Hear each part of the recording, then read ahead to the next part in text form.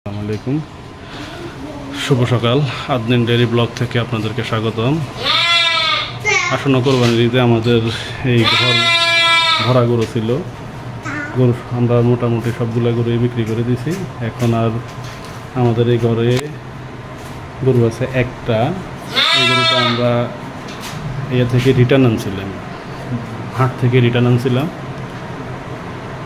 এবার তো আপনারা বুঝতেই পারতেছেন গরুর বাজারে যে অবস্থা ছিল, ওই পরিমাণ আমরা সেল করতে পারি নাই এবং সন্তুষ্টজনক সেল আমরা ছিল না। তারপর আলহামদুলিল্লাহ আল্লাহ যতটুকু সেলস দিছে ততটুকু আমরা গরু বিক্রি করতে পারছি।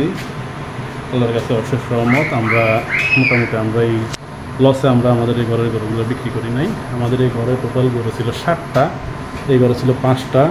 এই যে 1 2 3 4, এই একটা চাড়ি, মোট 5টা।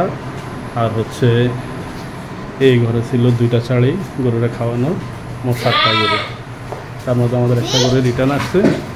আপনারা আমাদের সাথে থাকবেন ইনশাল্লাহ। আমরা আগামী 2 মাসের ভিতরে আমাদের এই ঘরের ফিল আপ করে ফেলবো গরু দিয়ে।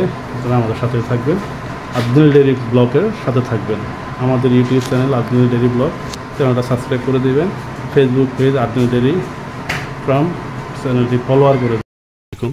এই যে আমাদের গরুটা একটু আগে ভিডিও করতেছিলাম, মাঝখানে ফস করছিলাম, কারণ গরুটা ঘর থেকে বের করে গাড়িতে লোড দেওয়া পর্যন্ত আমাদের একটু কষ্ট হয়েছে। ও খুব ফাজি গরু একটা, তার জন্য ওকে গাড়িতে লোড দিতে এখন কষ্ট হয়ে গেছে। এই যে লোড দিয়ে দিলাম, এখন সে চলে যাবে তার কাঙ্ক্ষিত জায়গায়। গরুটা একটা বিয়ের অনুষ্ঠানের জন্য সেল করা হলো। আমরা বিয়ের অনুষ্ঠানের জন্য নিয়ে যাবে।